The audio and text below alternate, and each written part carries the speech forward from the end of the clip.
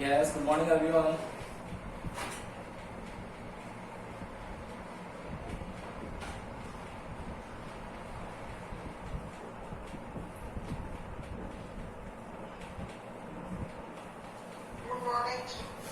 Good morning बेटा, good morning.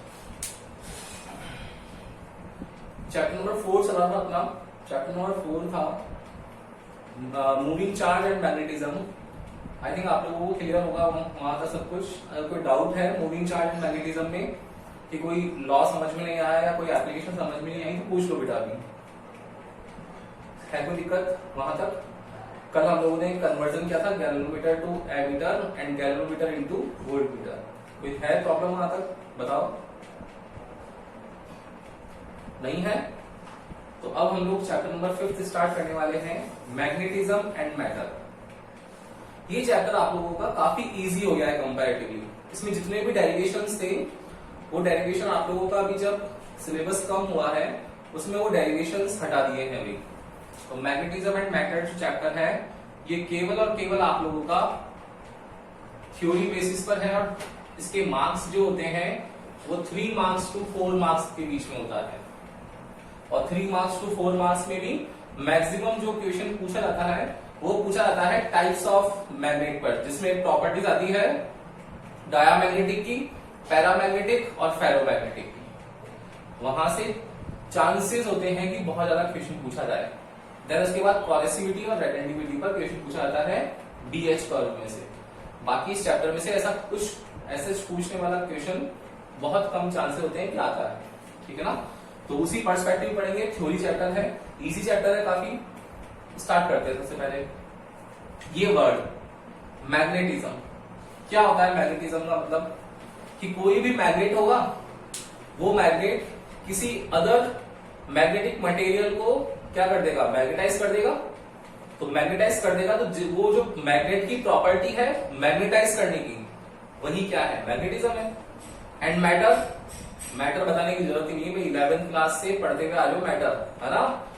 Anything which occupied the space is known as matter. ठीक है ना? तो मैग्नेटिज्म एंड मैटर मतलब कोई भी एक ऐसा चीज जो स्पेस ऑक्यूपाइड करे और वो स्पेस ऑक्यूपाइड करने पर मैग्नेटिज्म को भी शो कर दे, मैग्नेटिज्म की प्रॉपर्टी को भी शो करे, that means magnetism and matter के अंदर हम लोगों को उस चीज को पढ़ना है। तो सबसे पहले स्टार्ट करते हैं हम लोग। चैप्टर का नेम है मैग्नेट, मैग्नेटिज्म, उसी में वर्ड आता है मैग्नेट। एक्चुअली में चैप्टर आप लोगों का चैप्टर नंबर 4 होना चाहिए था और जो चैप्टर नंबर 4 है वो चैप्टर नंबर 5 होना चाहिए था, लेकिन आप लोगों के ऊपर नीचे कर रखा है चैप्टर। मैग्नेट पूरा पढ़ लिया आप लोगों ने, प्रॉपर्टीज पढ़ ली, बायो-सावर्ट, एम्पियर सर्किटल लॉज की एप्लीकेशंस, और अब आपको मैं डिफाइन दिखा रहा हूं कि मैग्नेट एक्चुअली में होता क्या है। सोचो, लेकिन चैप्टर की डिमांड है उसके अकॉर्डिंग चल रहे हैं हम लोग। चलो तो लिखो मैग्नेट। क्या होगा मैग्नेट? मैग्नेट है क्या भाई? क्या डिफाइन होती है मैग्नेट की? 10th क्लास बताओ। 10th क्लास में पढ़ा था भाई, ट्वेल्थ में याद होगा नहीं है? देखो मैग्नेट क्या होता है? The substance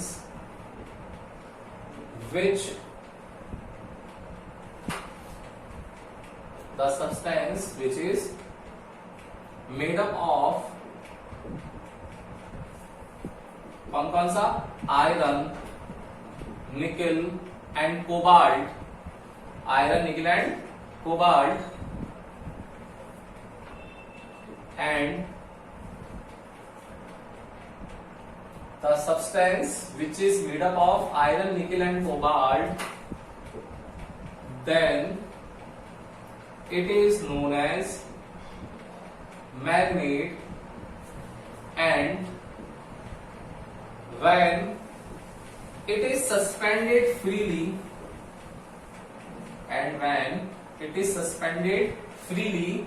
then it will align always in north to south direction,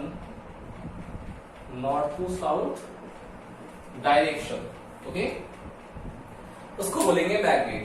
क्या होगा मैग्नेट? द सब्सटेंस, कोई भी एक ऐसा सब्सटेंस जो मेड अप हो, किससे हो? आयरन, निकल एंड कोबाल्ट से। आयरन, निकेल और कोबाल्ट है। अगर आपको याद हो, मैंने जब एटम चैप्टर पढ़ाया था उसमें आप लोगों को पर न्यूक्लियन बोर एनर्जी का बताया था, एक ग्राफ बनाया था पर न्यूक्लियन बोर एनर्जी का, याद है क्या? ऐसा कुछ ग्राफ था, ऐसा ग्राफ था, है याद? पढ़ते हो तो याद होगा। अरे पर न्यूक्लियन बोर एनर्जी का ग्राफ बताया था मैंने आपको, वहां पर देखना। उसमें सबसे ज्यादा जो बाइंडिंग एनर्जी होती है वो बाइंडिंग एनर्जी 3 सब्सटेंस की होती है। वो तीनों सब्सटेंस यहां पर प्रेजेंट है आपके, iron, nickel and cobalt. 8.8 mega electron volt, इतनी ज्यादा बाइंडिंग एनर्जी होती है। मतलब सोचो कितनी टाइटली बाउंड होते होंगे इलेक्ट्रॉन्स के न्यूक्लियस से। बाइंडिंग एनर्जी बहुत ज्यादा होती है, बहुत ज्यादा होने की वजह से स्ट्रांगली किसी भी चीज को अपनी ओर अट्रैक्ट कर सकते हैं, ठीक है ना? तो the substance which is made up of iron, nickel and cobalt, then it is known as magnet, and when it is suspended freely then it will align always in north to south direction. Okay, तो magnet की property ये हो गई। Next आता है इसमें कि types क्या क्या होंगे। तो नेक्स्ट है बेटा इसमें टाइप्स ऑफ मैग्नेट। तो there are 2 types of magnet. कौन कौन से होते हैं बता सकता है कोई मुझे? बोलो। नहीं, 2 टाइप्स होते हैं। फर्स्ट वन होता है नेचुरल मैग्नेट एंड सेकंड होता है आर्टिफिशियल मैग्नेट। ठीक है, तो 1 बाय 1 पढ़ते हैं हम लोग, नेचुरल एंड आर्टिफिशियल। एक बार ले लो उसका स्क्रीनशॉट, फिर देन नेचुरल एंड आर्टिफिशियल पे चलते हैं।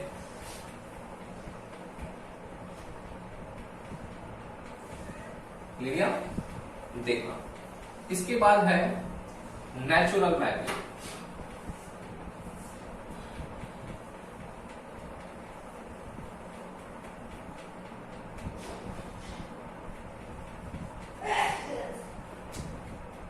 तो इसमें फर्स्ट आएगा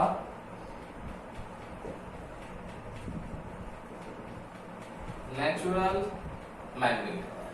क्या होता है भाई नेचुरल मैग्नेट? नेचुरल मैग्नेट होता है जो नेचर में मिले। तो क्या होगा? The magnet which is present in nature, और नेचर में किस फॉर्म में होता होगा? ओर फॉर्म में, है ना? तो the magnet which is present in nature in ore form, then it is known as natural magnet. Okay, the magnet which is present in nature in ore form, then it is known as natural magnet. Clear?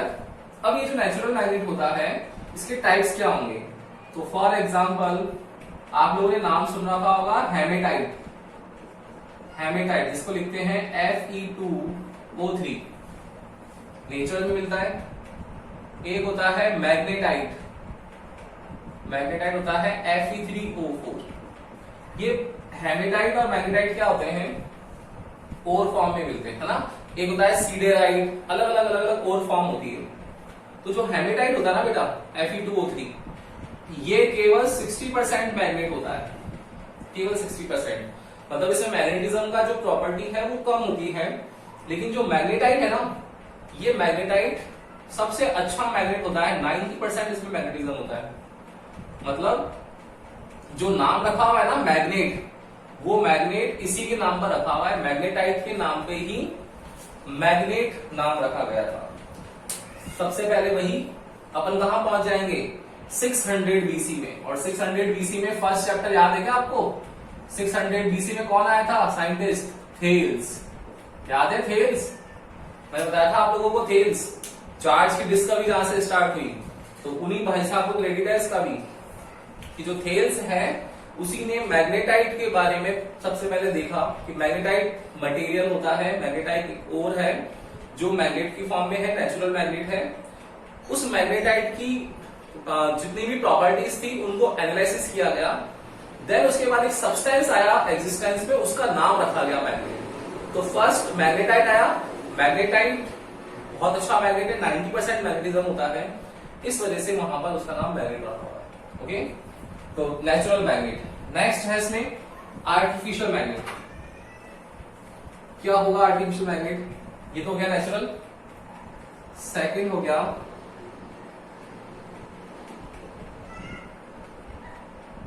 Artificial magnet. Artificial magnet क्या होता है? Artificial होगा जो nature में नहीं मिलता है, हम लोग उसको किसी भी प्रोसेस के जरिए बनाते हैं। ठीक है, तो आर्टिफिशियल मैग्नेट्स जो होते हैं, अगेन ये 2 टाइप्स के होते हैं। कौन कौन से होते हैं? फर्स्ट होता है स्टेबल मैग्नेट और सेकंड होता है अनस्टेबल मैग्नेट। कि मैग्नेट है तो सही लेकिन अनस्टेबल है, ये आर्टिफिशियल होते हैं। कैसे होते हैं बेटा? आर्टिफिशियल मैग्नेट में स्टेबल मैग्नेट जो है वो स्टेबल मैग्नेट होता है कि जिसका मैग्नेटिज्म स्टेबल रहे लेकिन वो बनाया हुआ हमने है। ठीक है ना? तो इसके एग्जांपल कौन कौन से होते हैं? जैसे बार मैग्नेट है, बार मैग्नेट है, ये बार मैग्नेट, बार मैग्नेट होता है सर एन और एस, ये बार मैग्नेट है ना? क्या होगा? डिजाइन हमने कर रखा है, मैग्नेट है इसके अंदर, मैग्नेटिज्म है इसके अंदर, तो डिजाइन हमने कर रखा है, दैट मींस आर्टिफिशियल है, और मैग्नेटिज्म जो है वो परमानेंट है, इसलिए इसको बोलते हैं स्टेबल मैग्नेट। इस स्टेबल मैग्नेट का नाम परमानेंट मैग्नेट भी है, परमानेंट मैग्नेट। ठीक है ना? तो ये बार मैग्नेट हो गया। ऐसे ही हॉर्स शू मैग्नेट होता है,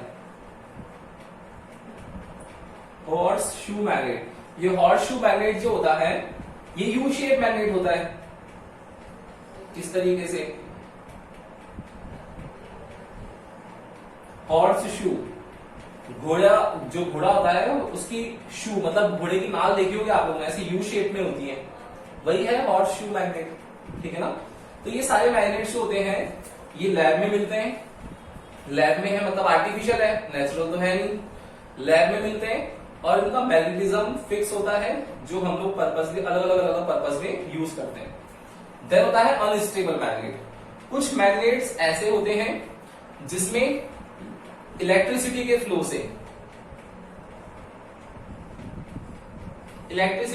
से क्या होता है? उसका मैग्नेटिज्म जनरेट करते हैं। मैग्नेटिज्म मतलब मैग्नेटिक फील्ड बी, है ना? तो इलेक्ट्रिसिटी के फ्लो से मैग्नेटिज्म जनरेट करते हैं, और इलेक्ट्रिसिटी के फ्लो से जो मैग्नेटिज्म जनरेट होता है उस वजह से उसको बोलते हैं अनस्टेबल मैग्नेट। जैसे रिले सर्किट्स होते हैं। रिले सर्किट्स का नाम सुना है क्या कंप्यूटर्स में? नहीं सुना? चलो और बताता हूं। इलेक्ट्रिक क्रेन होती है, आप लोगों ने देखा होगा कि जितनी भी इंडस्ट्रीज होती हैं जहां पर वेस्ट मटेरियल होता है, तो उस वेस्ट मटेरियल में से आयरन को अलग करना होता है, क्योंकि आयरन महंगा है, उसको अलग करना है, उसको बेच देते हैं वो लोग, सेल कर देते हैं, और बाकी कचरा उसको हटा देते हैं। तो जो बाकी वेस्ट है उसको सेपरेट करने के लिए इलेक्ट्रिक क्रेन आती है। ऐसी रेक्टेंगुलर शेप की प्लेस होती है, उसको हम लोग जैसे इसमें इलेक्ट्रिसिटी का फ्लो करते हैं तो वो मैग्नेटाइज हो जाती है, और ये जो वेस्ट है इसके ऊपर जैसे लेके आते हैं तो जितने भी आयरन के पार्टिकल्स होते हैं वो सब इसके अट्रैक्ट हो जाते हैं, यहां पर आ जाएंगे और वेस्ट बच जाएगा, इसको ले जाएंगे, फिर साइड में यहाँ पे क्या करेंगे? उसकी इलेक्ट्रिसिटी को वापस ऑफ कर देंगे, तो वो सारा जितना भी आयरन पार्टिकल है, जितने भी है, वो सब चीजें नीचे आ जाएंगी। तो सेपरेट हो गया। तो इलेक्ट्रिक क्रेन क्या है? वो इलेक्ट्रिसिटी का फ्लो करा, तो कुछ टाइम के लिए मैग्नेटिज्म का नेचर जो है उसने शो करना स्टार्ट कर दिया। तो अब उसको बोलते हैं अनस्टेबल मैग्नेट, कि सम टाइम्स के लिए, कुछ एक पर्टिकुलर टाइम के लिए ऐसा बोल सकते हैं कि वो इलेक्ट्रिसिटी का फ्लो करना, इलेक्ट्रिसिटी के फ्लो पर मैग्नेटिज्म का नेचर शो करने लगते हैं। ओके, तो नेचुरल मैग्नेट नेचर में, आर्टिफिशियल मैग्नेट स्टेबल और परमानेंट, बार मैग्नेट और हॉर्सशू मैग्नेट, और अनस्टेबल में आता है इलेक्ट्रिसिटी के फ्लो करने पर मैग्नेटिज्म का जनरेट करते हैं। क्लियर है क्या ये? कोई भी दिक्कत तो बोले यहां तक? नहीं है? तो natural magnet, artificial magnet. Okay, clear है यहां तक की कहानी? Then properties of magnet. अच्छा, ले लिया क्या? स्क्रीनशॉट लिया था क्या आप लोगों ने? बोलो भाई। ये सर ले लिया। जिन्होंने नहीं लिया वो ले लेना भैया।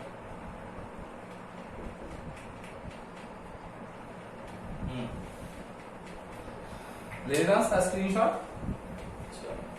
तो नेचुरल मैग्नेट और आर्टिफिशियल मैग्नेट हो गया।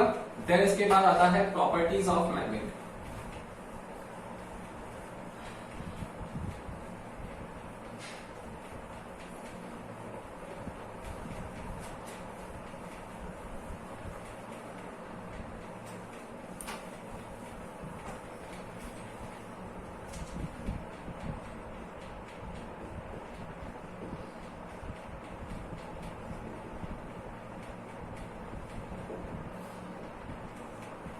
प्रॉपर्टीज ऑफ मैग्नेट क्या होती है? Properties of magnet, first property magnetic field lines के बारे में बात करेंगे।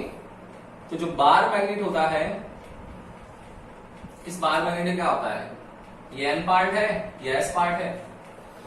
तो जितने भी मैग्नेट्स होते हैं ये मैग्नेटिक फील्ड लाइंस रखते हैं, और मैग्नेटिक फील्ड लाइंस जब पास होती है तभी वो दूसरे ऑब्जेक्ट को मैग्नेटाइज कर पाते हैं। मैग्नेटिक फील्ड लाइंस जो होती है वो स्टार्ट होती है from N pole to S pole, from N pole to S pole, and inside the magnet it will be from S to N. Okay, तो फर्स्ट क्या आ जाएगी प्रॉपर्टी ऑफ मैग्नेट की? कि magnetic all magnets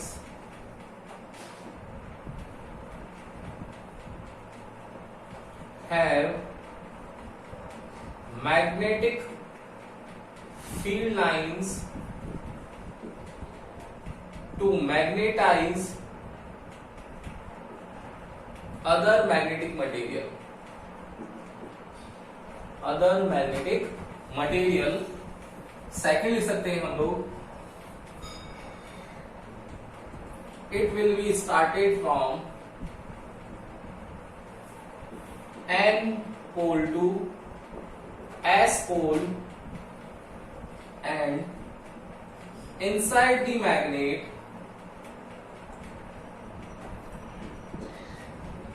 it will be from S pole to N pole। Okay, ये आप लोगों के पास प्रॉपर्टीज ऑफ मैग्नेट में दो प्रॉपर्टीज आ गई।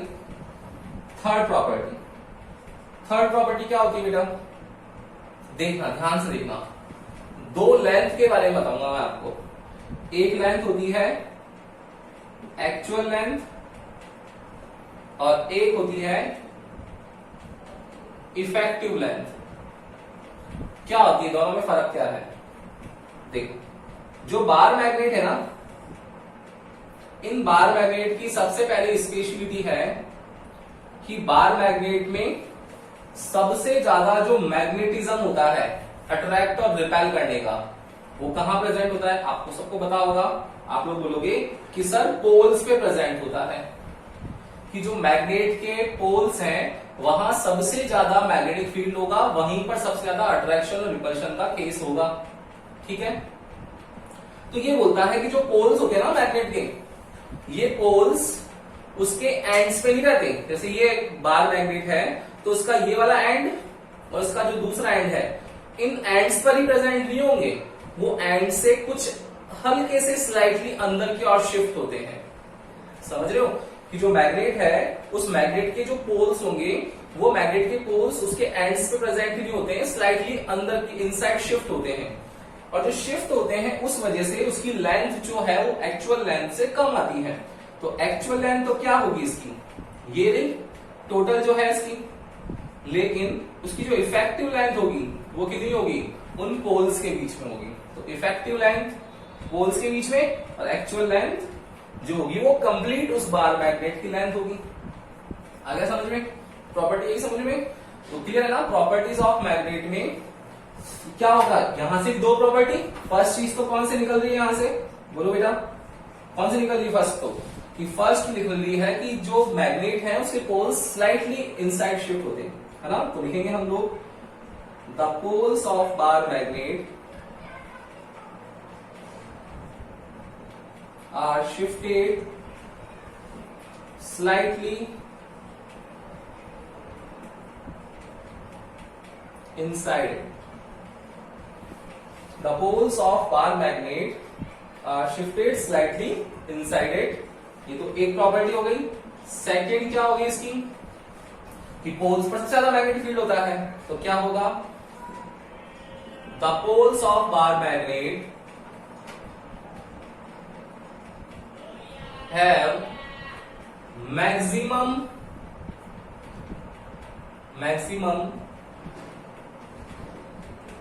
मैग्नेटिज्म, ऐसे लिख सकते हैं हम लोग। The poles of bar magnet have maximum magnetism, ठीक है ना। दोनों के पास में अट्रैक्ट और रिपेल करने की स्ट्रेंथ ज्यादा होती है। तो एक बार ले लो उसका स्क्रीनशॉट, फिर नई प्रॉपर्टीज पे चलते हैं हम लोग। तो प्रॉपर्टीज कौन कौन सी हो गई बेटा?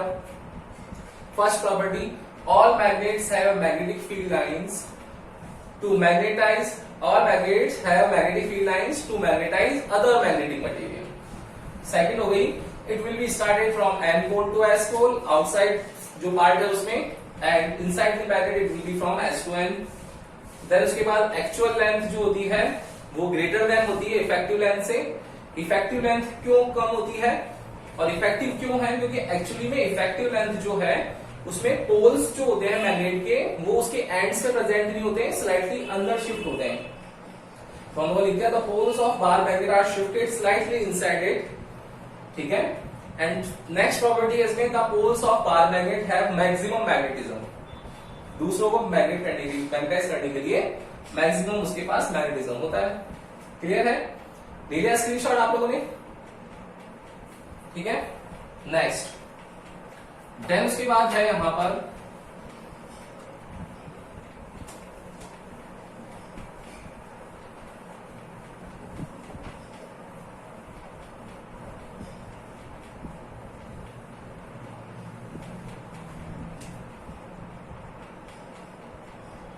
नेक्स्ट है इसके अंदर कि जो मैग्नेट होता है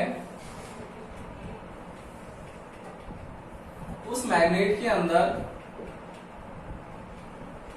ये जहां से स्टार्ट हो रहा है N to S, वापस आ रहा है पूरा मैग्नेट, मैग्नेट से स्टार्ट हुआ मैग्नेट में आ गया, फिर अगेन मैग्नेट से स्टार्ट हुआ मैग्नेट में आ गया। दैट मीन्स क्या है? क्लोज्ड लूप फॉर्मेशन कर रहा है। तो क्या होगा? Magnetic field lines form the closed loop. Okay, next क्या आ जाएगा कि अगर कोई इस मैग्नेट को ब्रेक कर दे, ऐसे कट कर दे पीसेस में, ऐसे मैंने क्या कर दिया 1 2 3 4 पीसेस कर दिया, तो जैसे ही 4 पीसेस होंगे इसका मतलब ये थोड़ी ना हुआ कि इसका N पोल सेपरेट हो गया, S पोल सेपरेट हो गया। ऐसा होता है क्या? नहीं होता ना। कि जब हम लोग इसको कट करते हैं तो हर एक पोर्शन जो हर एक पीस है उसमें N और S दोनों पोल्स प्रेजेंट होते हैं। मतलब क्या होगा? सिंगल पोल का एग्जिस्टेंस पॉसिबल नहीं है। The existence of single pole is not possible. The existence of single pole is not possible. तो क्या हो जाएगा कि जैसे ही हम लोग इसको कट करेंगे तो कट करते ही ये NS, फिर देखो ये NS, ये इस NS की फॉर्म में क्या होगा? ऐसे पीसेस कट दिए इसके हम लोगों ने, तो पीसेस कट तो हो गया ये डिफरेंट पीसेस में, लेकिन हर एक पोल के पास में NS प्रेजेंट है। क्लियर है ना? तो प्रॉपर्टीज ऑफ मैग्नेट में दो प्रॉपर्टीज और आ गई हमारे पास कि मैग्नेटिक फील्ड लाइंस जो होती है वो क्लोज लूप फॉर्म करती है, और नेक्स्ट आ गई इसके अंदर the existence of single pole is not possible. Okay, फिर आती है लास्ट इसके अंदर 6th नंबर property, repulsion is the surety test to check the magnetism of magnet। अब ये क्या लिख दिया मैंने? ये देखो बिल्कुल अलग है ये, बाकी आप लोगों ने कहीं ना कहीं पढ़ रखी थी, ये बिल्कुल अलग है कि repulsion is the surety test to check the magnetism of the magnet. कि रिपल्शन जो है उसी से चेक होता है कि मैग्नेट का मैग्नेटिज्म है या नहीं है। कैसे? देखो, अगर हम लोग एक प्रैक्टिकल करें, उस प्रैक्टिकल में हम लोग देखेंगे कि अगर आप लोगों के पास में एक बार मैग्नेट है और बार मैग्नेट के पास में कोई भी एक आयरन नेल रख दो, आयरन नेल समझते होंगे आप लोग, कील टाइप है ना, कील होती है ना जो आयरन नेल, वो रख दिया। अब दूसरी चीज क्या करा हम लोगों ने कि एक दूसरा मैग्नेट रख दिया और इसके पास में एक मैग्नेट और है, ये S और N, और ये दूसरा मैग्नेट है N और S। क्या होगा बेटा, दोनों प्रैक्टिकल्स में क्या कर सकते हैं हम लोग, क्या कंक्लूड कर सकते हैं, देखना। इस वाले केस में क्या होगा कि यहां पर जो आयरन नेल है आपकी, इसको शेप दे देते हैं आयरन नेल को,